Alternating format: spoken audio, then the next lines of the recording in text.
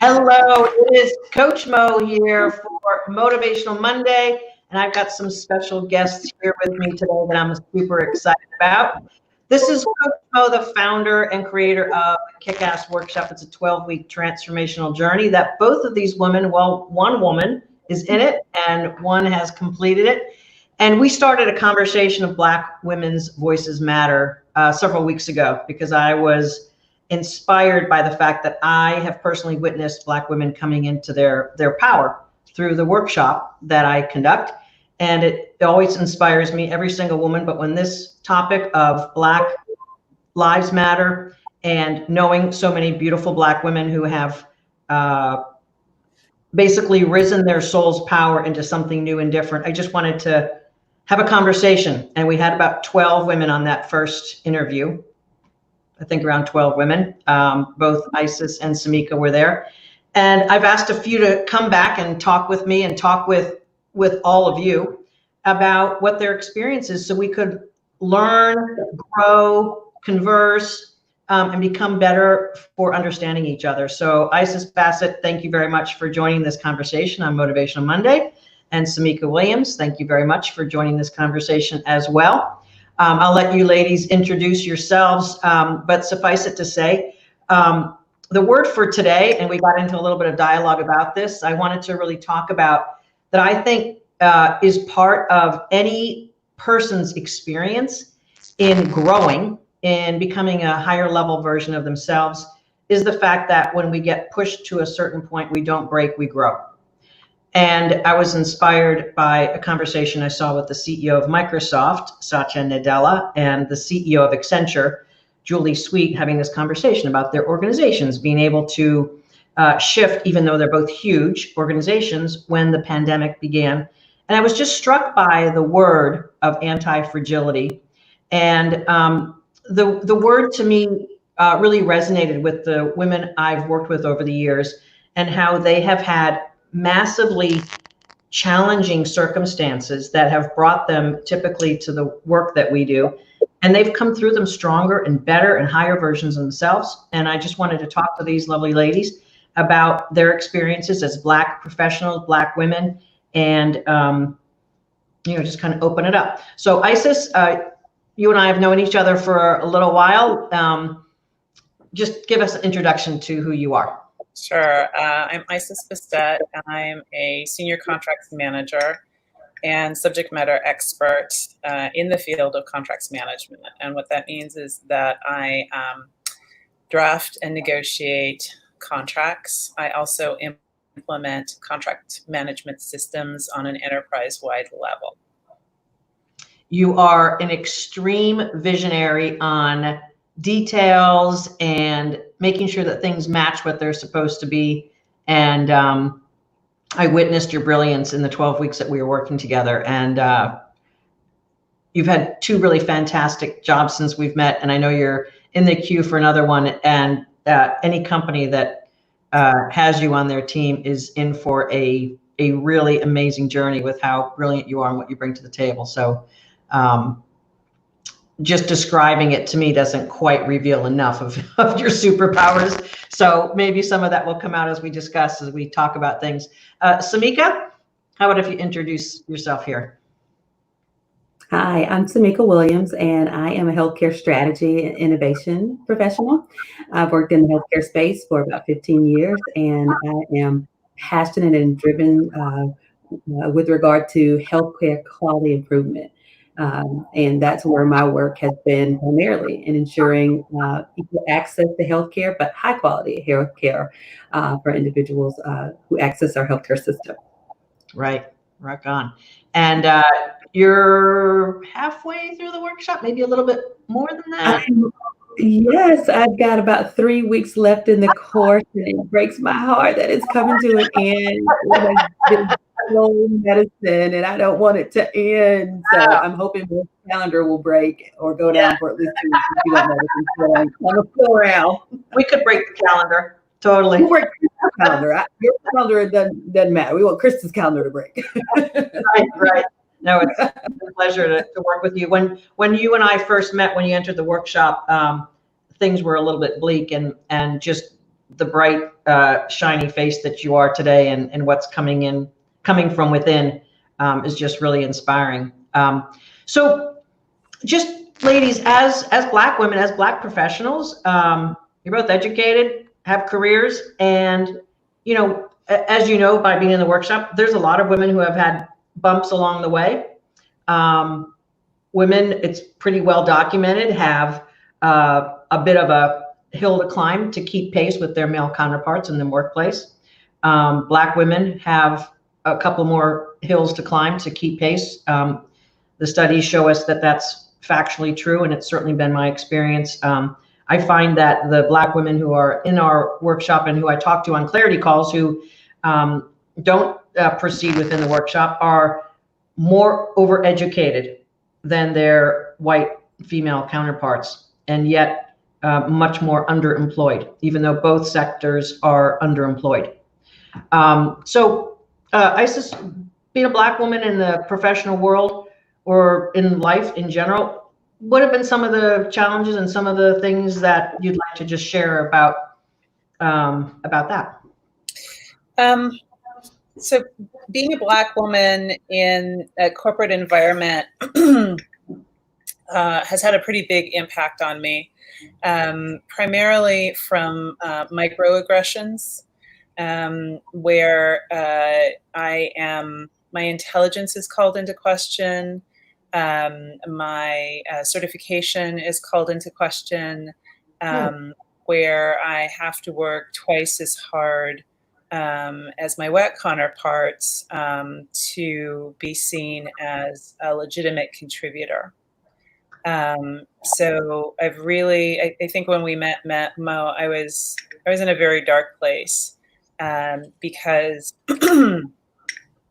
I had attempted to assimilate into a culture. That's how I was raised.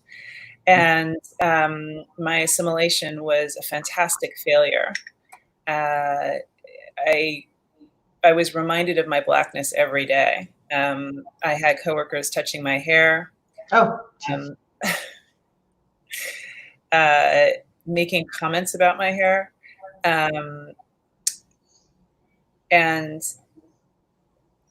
comments about the way I speak. I think it was Michelle Obama in her book Becoming, who talked about an experience where she was criticized for quote unquote speaking white. And, you know, her comment was, this is how I was raised, and this is how I was raised. So that's an issue as well. There are more, but I think I'll leave it there. So generally speaking, in a corporate environment, my experience was exceedingly challenging as a Black woman. When you were having those experiences, just kind of like what occurred in the workplace relative to how you felt, like what began to be in your experience? Sure. So even though I attempted to assimilate into the culture, I also received the microaggression messages, which resulted in internalized racism in me. So I felt very much like a victim, like there was nothing that I could do to be accepted by my peers. Absolutely nothing. Yeah. And that thought left me in a very, very dark place. I felt powerless. So when you get to a certain point, and I'm asking because I really want to appreciate and understand, and I want to bring these things into dialogue. As you know, this is kind of at least my intention for having these conversations is to bring these difficult, challenging experiences to light a little bit. My overarching philosophy on that being that when we bring things to light, we begin to heal them. And so internalized racism on your part means that you then put yourself in a situation where you pretty much knew that everything you said was going to be taken through a filter of being taken, what's the right word? Less than by others? Yeah. Yeah, that what my voice had no impact, that my analysis was flawed by virtue of my skin color, Yeah. that my intelligence was seen as being uppity, or who does she think she is, or rather than assertive, I was accused of being aggressive. Yeah. I have a friend who years ago came over to our house for dinner, and she had just been at a local department store trying to buy a piece of jewelry or something. And she's a Black woman from the Caribbean islands. And she came over to our house in a huff and a puff because she was ignored at the counter. And I said to her, I said, if I'm ignored at the counter, I'm just like, that person's lazy. I don't think that it has anything to do with the fact that I'm a woman. Now, I could sit there and say, well, I'm a woman, that's why they're not waiting on me, because only men buy jewelry. I'm like, I could make all kinds of other stories. I said, why would you think that that person was being racist? Why not just, how about the employee just being lazy? And so as a white person, just kind of having a Black person having that experience, I'm like, why would you interpret it that way instead of thinking that the person behind the counter is not a good employee? It stems from institutionalized racism. So, for example, when I go into a store, I always visibly carry my wallet. And even though I carry my wallet so everyone can see it, I'm still shadowed by undercover security agents. It is called systemic racism. Yeah. Gotcha. Okay. So thank you for sharing all that, Isis. I really appreciate it. And we'll be back at a follow up on a couple of things. Samika, how about your experience being a Black woman? Again, maybe just in the world, but also specifically at work. For me, I'm grateful to have had a career where I've had a seat at tables that I've been the only Black person or the youngest Black person. Yeah. And for as much as there's a lot to be proud of in those accomplishments, I'm a first generation college graduate. Yeah. For me, it's a lonely experience. And I have, really felt like I've missed out on being in settings where I was more familiar and more comfortable and more at home. It's been great in some instances, and it's been demoralizing in other instances. And I think the one thing that I've probably been challenged by the most has been authenticity. Feeling like I needed to be what the situation required me to be, as opposed to being myself. Yeah. And it's something even to this day that I'm still walking and working really hard at authenticity. I am accustomed to coming into a new situation and needing to make people feel comfortable with me. Yeah. My counterparts, particularly white female counterparts, feel less threatened by me. I feel like it's almost a skill, being able to come in and disarm people and help them to feel comfortable with me. It's not something that I think my white counterparts ever think once about. It's one of those things that I regret not having that luxury of just coming in and I am who I am and you just deal with and Right. I don't have that luxury. Right. I have to make you comfortable with me so that we can actually start to build some sort of relationship. That's just that, unfortunately, it's been my experience. And going back to being the only or being the youngest, you figure out the culture and you figure out what makes this group tick. And then assimilation has definitely been a challenge. I can remember my very first job out of college. Every Monday morning, we would meet in this cubicle. One of my colleagues, I was a project manager in marketing, and there's like 4 or 5 of us, and I was, of course, the only Black person, and my boss was maybe 5 or 6 years younger than, or 5 or 6 years older than us. So we were all very much peers.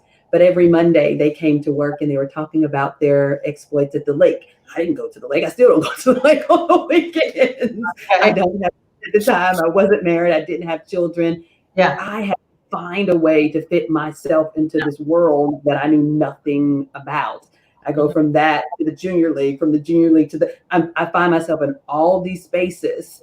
Right. Constantly having to be something else to fit into those spaces to get the experience and the value out of it. And it's just something that I have had to deal with really for all of my career because I've always found myself as the only one or the youngest one. And so authenticity has really, it's taken a hit because oftentimes what my experience has been, you get penalized for being to you in a setting where people aren't ready to deal with that, Right. or they see your authenticity as disruptive or different. They don't understand and they don't try to understand. Yeah, yeah. Or they And make assumptions that you're some way, and then they're talking down to you as if, just because you're a Black woman, you talk this way, you think this way, you listen to this music. So it's been a hodgepodge, but it is mentally draining, it's mentally exhausting, and it's a separate, part-time effort on top of your full-time job,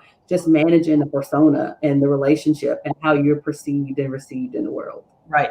And what you're not saying, but you're sort of saying it, and correct me if I'm wrong, but not being able to be authentic means that you're downplaying yourself.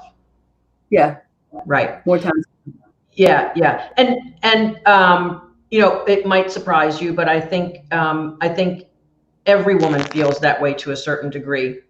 However, what you have that I don't have is a skin color that, and Isis, when you talked about internalized racism, I think when we talk about any limitations we have as human beings, when we have enough of an experience, a personal experience of being pushed into a certain way of being, and we get penalized for going outside of those roles, Mhm. and we more or less get incentivized, for lack of a better word, incentivized might be less pain.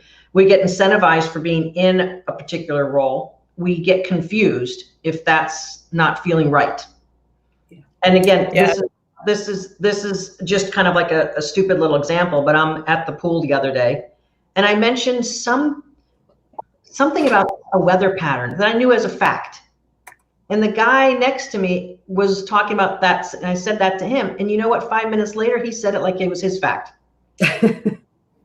And I mean, so the experience of not being able to be yourself, and the experience that Isis was talking about basically being questioned for your intellect and being able to step into not caring is almost impossible, right?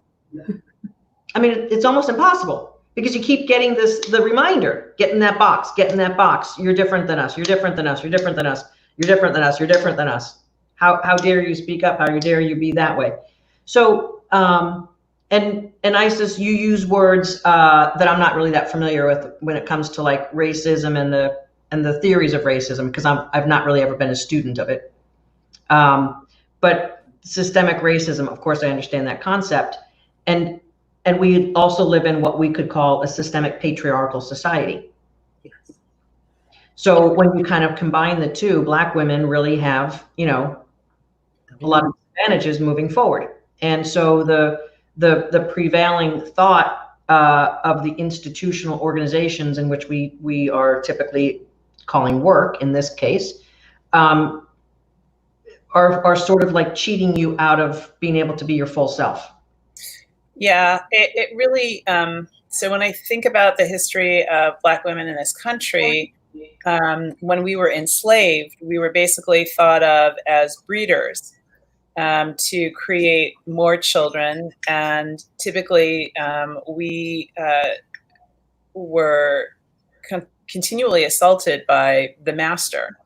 And so this is kind of the subtext of systemic racism when it comes to Black women. We are seen as less than. We are seen as chattel. We are seen as breeders. And so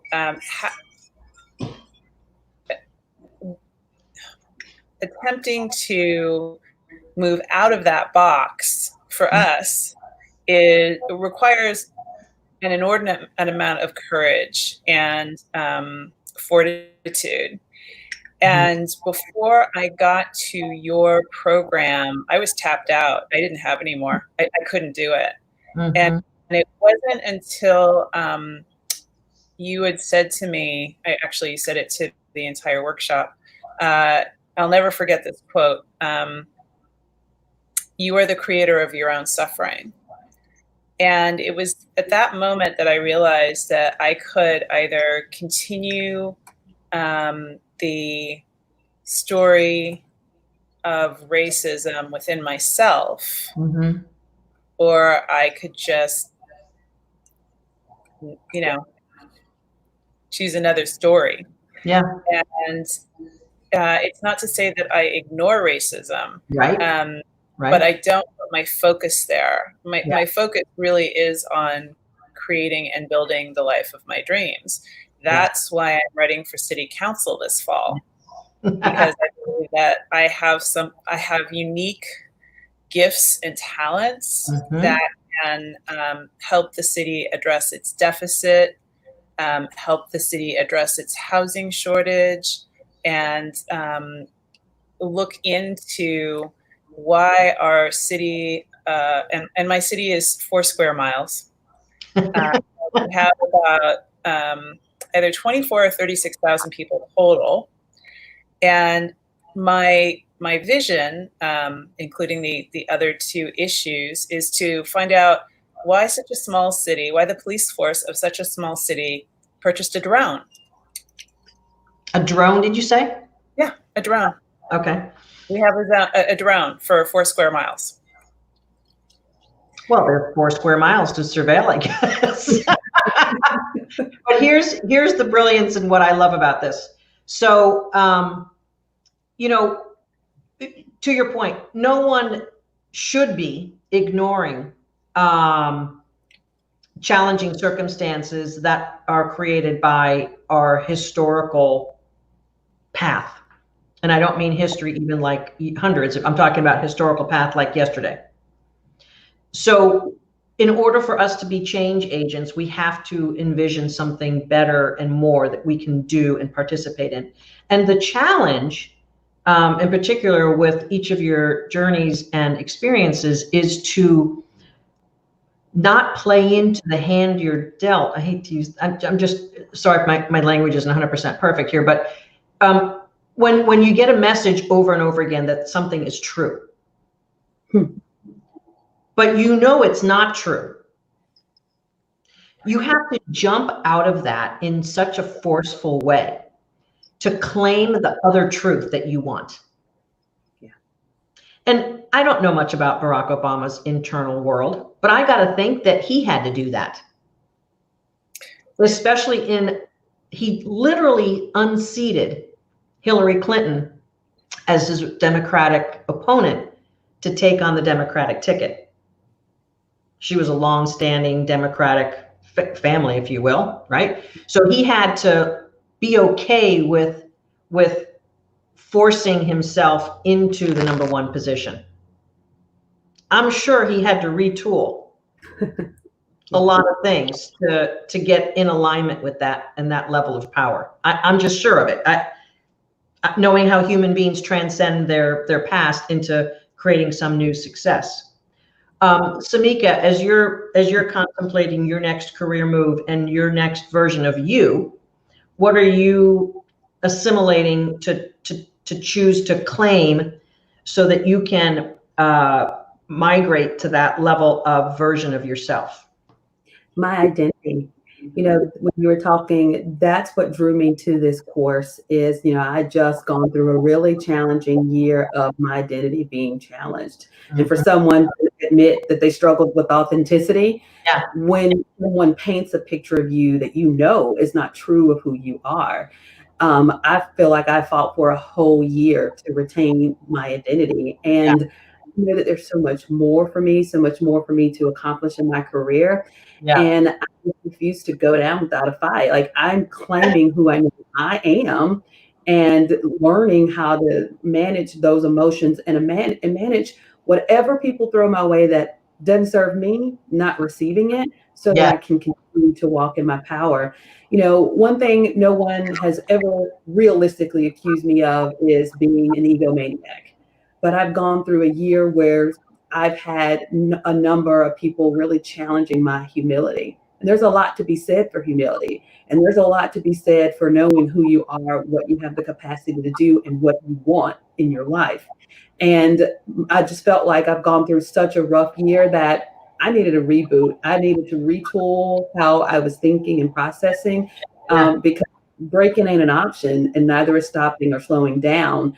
But I had a lot of exhaustion, and I needed to learn how to change that energy inside, because I couldn't get my internal script where I needed it to be so that I could really show up for myself every day. And that's when I knew I needed some help, because I couldn't even show up for myself every day. I didn't know how to put on, I didn't know how to block it. And I was taking in water, and I was tired of taking on water. Ooh. Wow, were those good words? Wow. You know, I was taking on water. My boy holds it. Good verbal picture there. You know, I just did my radio show on last Thursday on, I coupled it with a little bit about humility. And humility to me is one of the biggest myths. Because truthfully, you can't really be humble in the way that we're expected to be humble, which means I think to be, you know, in alignment with our creator and being and being egoless as we traverse this physical world. It takes some ego to be able to traverse it with some, you know, accomplishment. But what you're talking about is actually, to be selfish to me is to be soulful and soul-minded in what our divine creator intended for us. But it was driven away from us in a manner that it was wrong. But it's the most right thing to do, because I know you have two rather youngish kids. Mm-hmm. You can't be a working mother and not be selfish, because where does that energy, where does that power come from unless you are filling the self on a regular basis and giving yourself that script? I'm an awesome mom. I'm an awesome professional. I'm an awesome human being. Like, we've got to be self-managing and self-filling, even to think about being humble. Because being humble without that means that you're actually sidelining yourself. And that's what I think a lot of people use that word humble or humbleness to say, sideline yourself, please. Right. And that just puts me in the wrong direction. Because no human being should be sidelining themselves for the sake of someone else, ever. So being humble means I have this opinion and what's yours, please. That to me is what the true humility looks like. I am me and I am allowing you to be you. Not, please don't be you because I don't have time for that. Right. Or I don't feel comfortable with it. Right. Right. Exactly. So as you're looking, Isis, towards your claiming your most powerful self, and it's, God bless you, and we've talked about this a little bit. I mean, running for city council takes a whole lot of courage, because you're putting yourself out there, and we're not going to downplay the size of the city. It could be frickin' San Francisco. I don't care. The same thing is that you're putting yourself out there. Here's what's part of that equation in my book. I am worthy. I am smart. I can make a contribution that's going to be meaningful to 24,000 people. I am able to ask questions that are going to be to the greater good of my human brothers and sisters in my town. That I have something to bring to the table that's going to be helpful. I can make this place better by being me. I mean, those are great underpinnings of who I personally think most all humans walking on this planet should be considering themselves in those categories. But it does take a little bit of work. Do you mind me asking a little bit about how you got yourself there? Yeah. So to make a long story short, I was living in an area of El Cerrito, and when my lease was up for renewal, my landlord basically said, "Hey, I'm going to increase your rent 65%." Oh, nice. And Thank you. and Thank you. yeah, yeah. So there's a housing shortage, folks. It's, no kidding. Right. So at the same time that I learned this information, I also learned that I had precancerous polyps and I had just lost my job. And as a result of this perfect storm, I ended up homeless for a period of time, living out of my car. And what inspired me to be a part of the process was the rent gouging in the Bay Area. And I really didn't want any other person, I don't care who they are, to go through the same experience. Now, thankfully, I do have a lovely home. I'm well ensconced in it.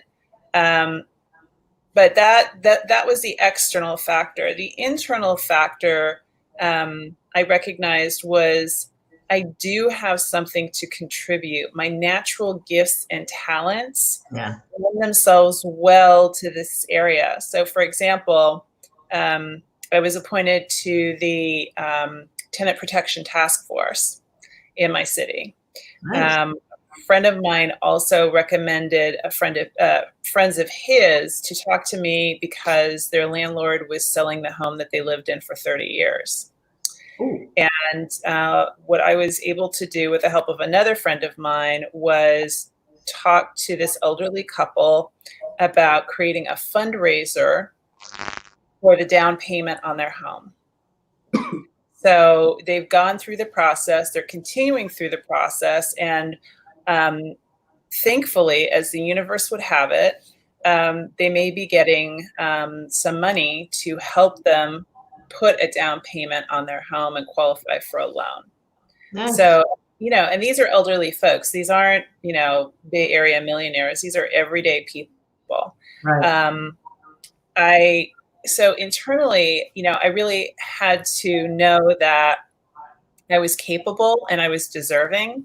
Mm-hmm. And Mm-hmm. also, it's also the universe just kind of bringing opportunities to me to help people, which is really kind of amazing when I think about it, because it just all seamlessly fell together. Another example is that after Mr. George Floyd was murdered, I was at the West Contra Costa County Democratic Club meeting, and I was able to pass a successful resolution donating half of our funds to Black Lives Matter.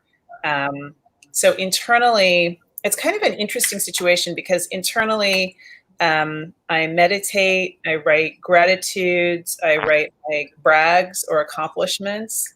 Mm-hmm. I also, through your Leadership Academy, am exploring what is my leadership signature? What are my leadership statements? And unpacking that. Yeah. So it's really an inside job. Yeah. I've always had the requisite intelligence. I just never had a vision for how I wanted to help people. And as you know, Mo, my original mission statement was to develop properties for people of color, where they could have, right, to empower them so that they could have a safe, clean, environmentally beautiful home to live in, so that they could heal, grow, and prosper. Right.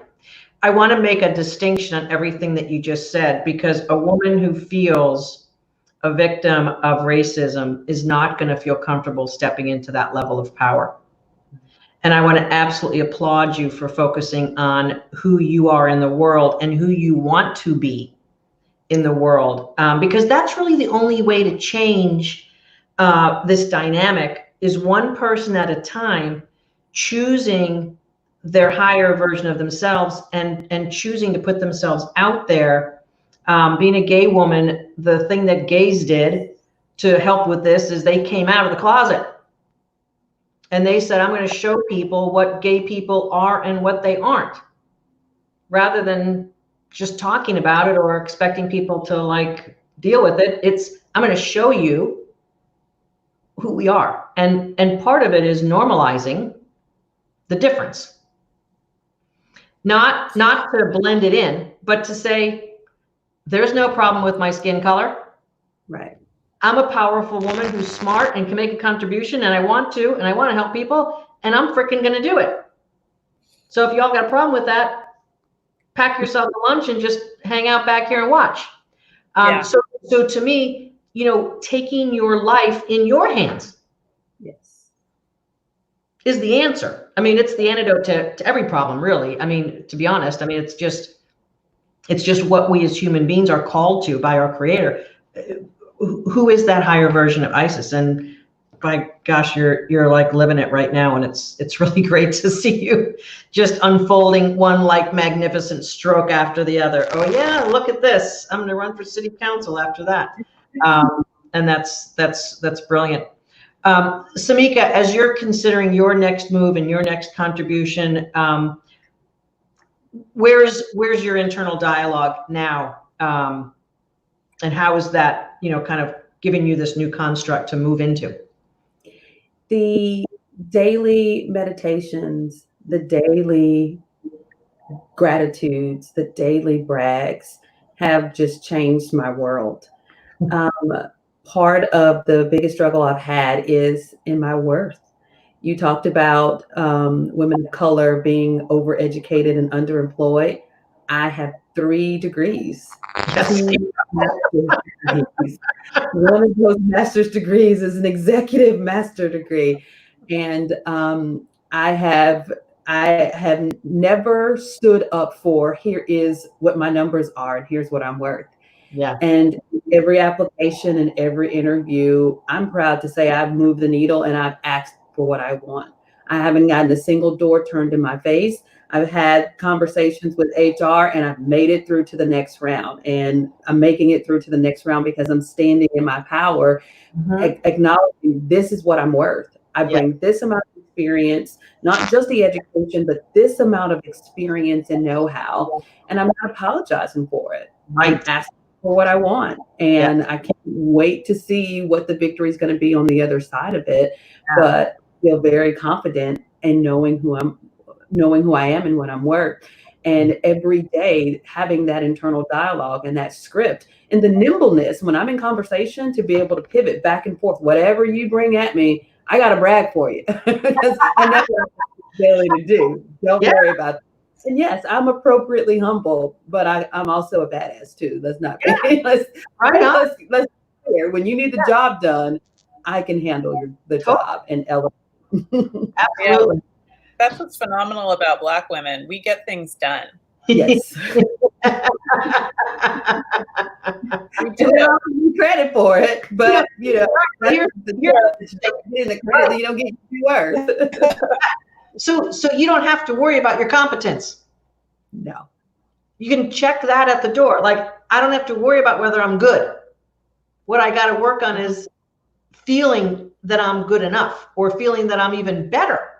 Right.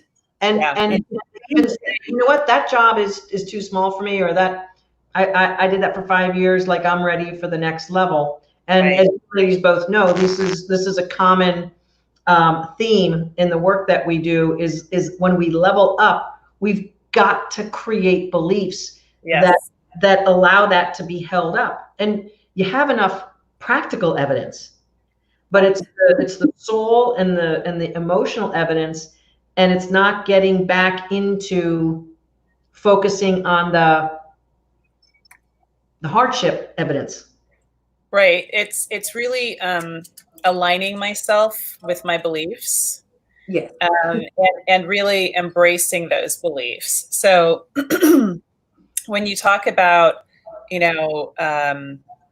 retooling and the inner dialogue that we have to have, when I went through your workshop, my internal dialogue, so the internalized racism just shut off. It just shut off. And when I run across microaggressions today, it's like, yep, that's you. I'm over here. You know? Right. You can, all you want, but I'm leveling up. Right. And you aren't going to stop me. Right. You can't. Yes. Yes. Yes. That's where the badass comes in, right? Right. So it's really allowing the world to, or people or whatever to be what they are. But it's for me to, and it's because I have the tribe, right, from our workshop. It's because I'm taking your leadership program. It's because I'm doing my 10-10-10 and developing belief stacks that I can go out in the world and no longer have to be ashamed of who I am. Yes. And not even to not be ashamed, but to know I bring a hell of amount of value wherever I am. Yes, even more so. Yeah.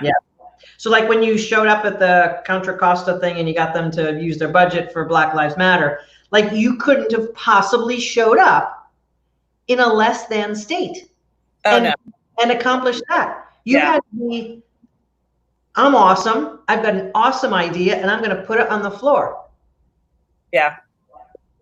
And that's where change happens. Change happens with individual human beings feeling their worthiness to add great measure to something moving in the direction that you believe is right.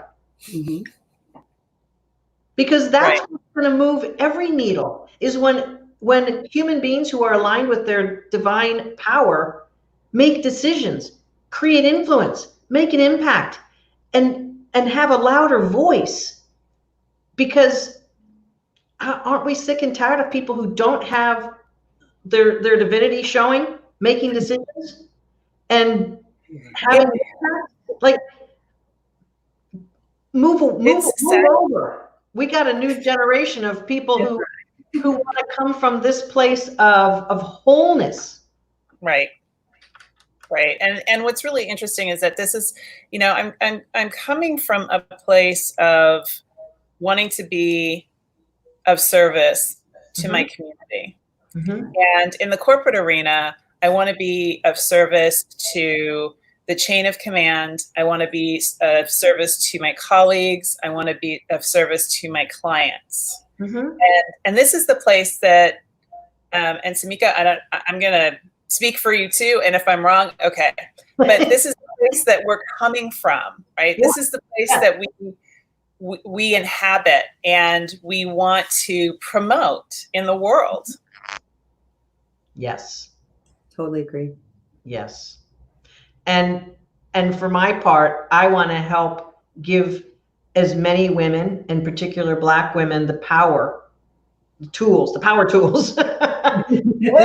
power tools. No. So if we have the cordless too. Yeah, cordless, right? Cordless, portable, batteries don't lose their power. The most beautiful people with the power is what we want. Like we want whole, lovely, loving, smart, generous, vision-oriented people who want to make a difference. That's who needs to be in power.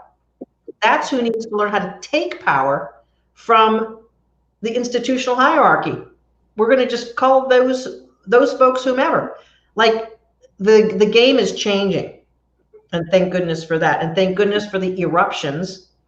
Thank goodness for the eruptions of the race conversation during a time where everyone was on the great pause. Yeah. We didn't have all the busyness and all the running around to bury it into the headlines from last week. Right. Or to just be a headline issue. And as we talked in our interview a couple of weeks ago, and I'm not sure if this was on the air or we talked about it beforehand, but I think it is so prophetic that everything has been about breathing. That the pandemic is attacking human beings in their breath, and that George Floyd, the death that finally got everyone's attention, was about the same thing. And coming from the spiritual perspective of how energy flows through our bodies, That energy center of our throat, of our breath, is the connection we have with the invisible, powerful, energetic world. It is the life force. And we are now challenged with bringing our life force to a higher level so that that doesn't happen. Right. And that takes some skills, and it takes a new generation of skills. The stuff that we go over in the workshop is nothing that I learned by anyone else except my own, figuring it out and understanding things. And then as I've been able to coach and teach these skills and watch women just grab them and say, I've been so ready for this. Thank you. That to me is where our power is just getting started. And Isis, I'm just super inspired every time I hear your reminder that you're running for city council, because that's just like, that's it, baby. Like higher level positions in the corporate world, positions of authority in government. I mean, that's it, baby. That's where we're headed. Samika, if you were to chart out a vision for your son's future in 2030, 10 years from now, what does the world look like from your perspective? Well, in my dream world, I would love for it to look like a place where he doesn't deal with any of the baggage that his mom and his parents and my generation have, and the ones before me have had to carry it. That this is something that is settled news, and he is on equal footing with everyone else that he encounters. That competition is really based on competence and capacity and nothing more.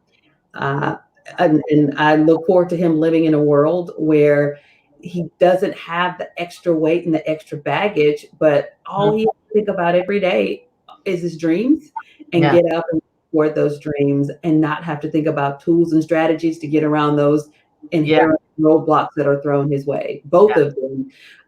I look forward to, or imagine, that kind of reality for him, that this would be unimaginable. I remember having a conversation with some girlfriends the other day where I said, you know what I love about my 8-year-old son and my 11-year-old son is that when they were born, we had a Black president. That's normal for my 11-year-old, right? And my 8-year-old, we're in a state where there's a female governor, and Hillary Clinton was running for president. It was completely unremarkable to him. Completely unremarkable. And I knew my husband all the time, because I'll say to my youngest, Beyonce has this song, and I'll say to my youngest, Corbin, who rules the world? And he goes, girls. One of the chorus, we run the world. My 8-year-old son says women rule the world. That's the kind of reality I want for my son, where it is real, that women are in the world and racism is a thing of the past. Right. That's awesome, because we have been all along. It's just been, we've been hiding all of the subtlety. Isis, when you look at your city and yourself in 2030, having been on city council for maybe 10 years and making that difference, what does that look like for you? Oh, it's beautiful. It's absolutely beautiful. So we have repaired our deficit through fundraising. We have planted more trees in our area. We have eliminated the use of a drone in our area. And we've also developed a housing for low-income El Cerrito residents. So, and given them services such as meditation, getting their GED, healthcare, so that they can thrive, heal, grow, and thrive. Yeah, that's awesome. That's awesome. You mentioned the meditation thing. So I think both of you were probably raised in the philosophy that if you get a good education, you're going to be able to be successful in the world. Yes. And as we live through that not being really totally the full picture, Um, wah, wah. Yeah. Oops, try again, contestant. Right.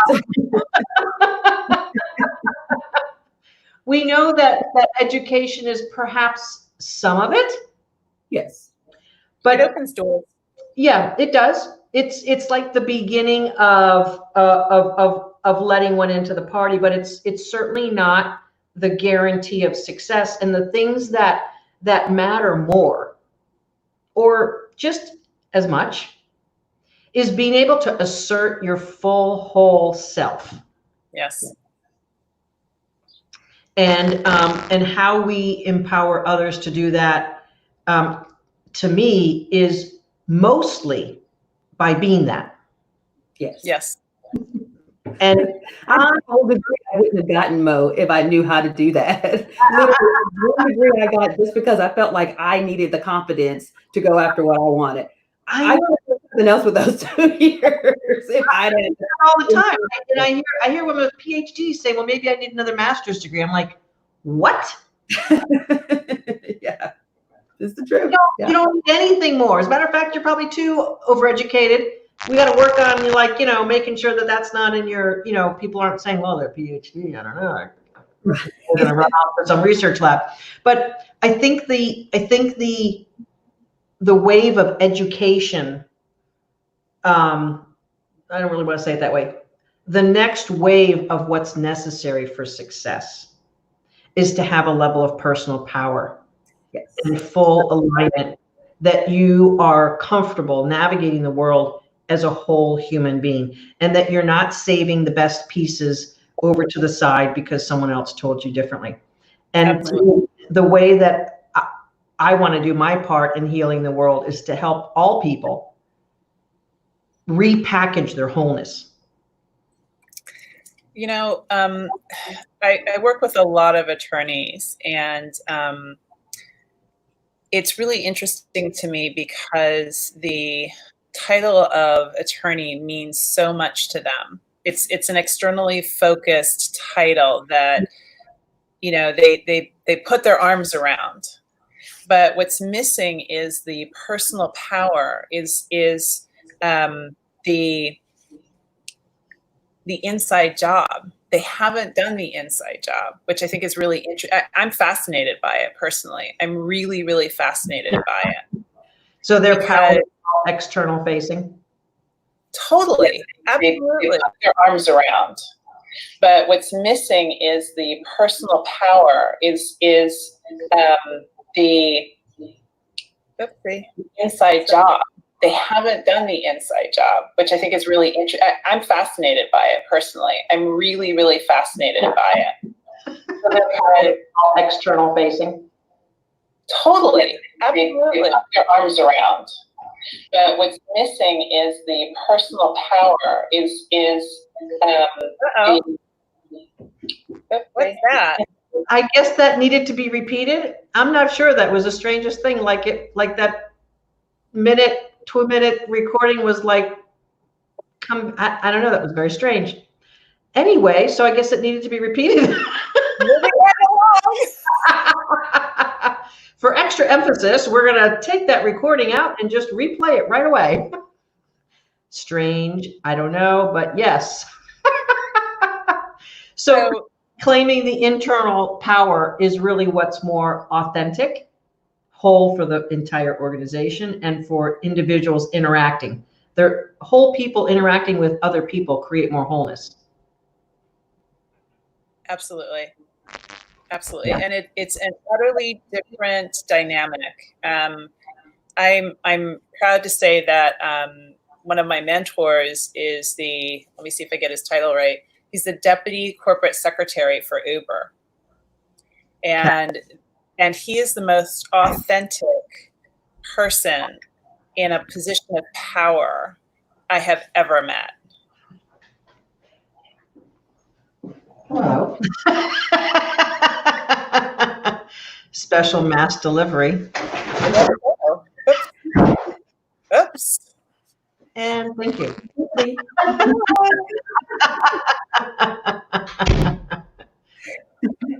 This is the reality of working from home. Absolutely.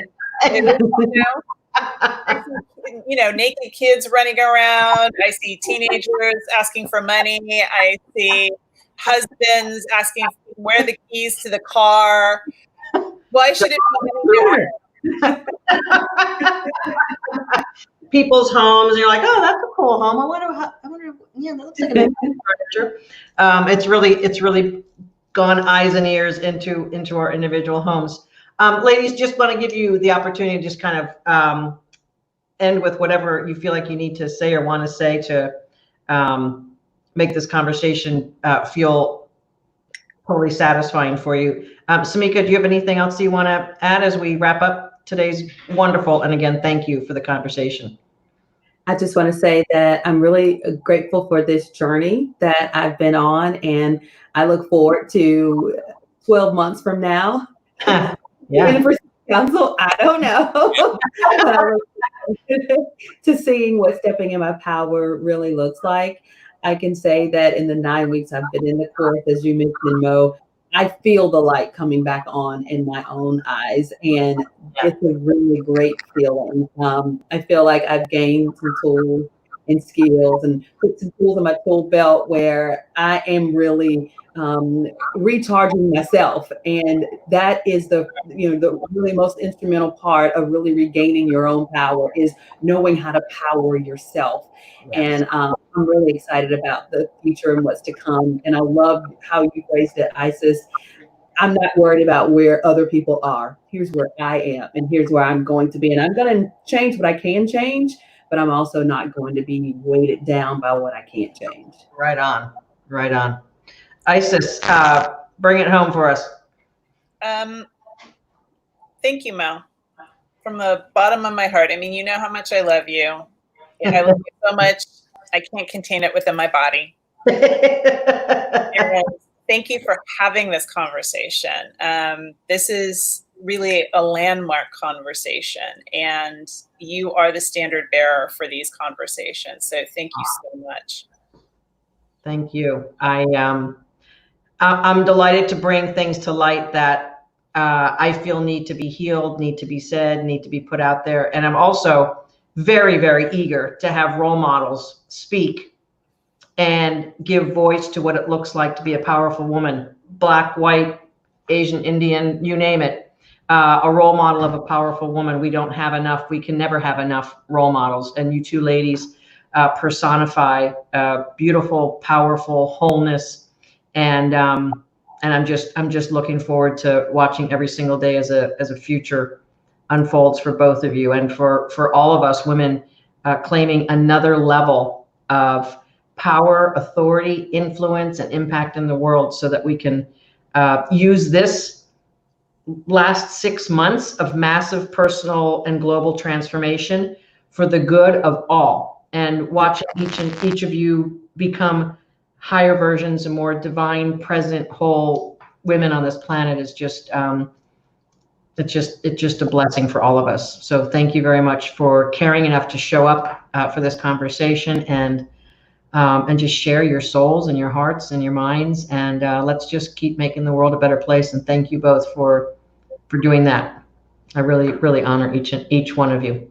I really do. Thank you so much. Thank you.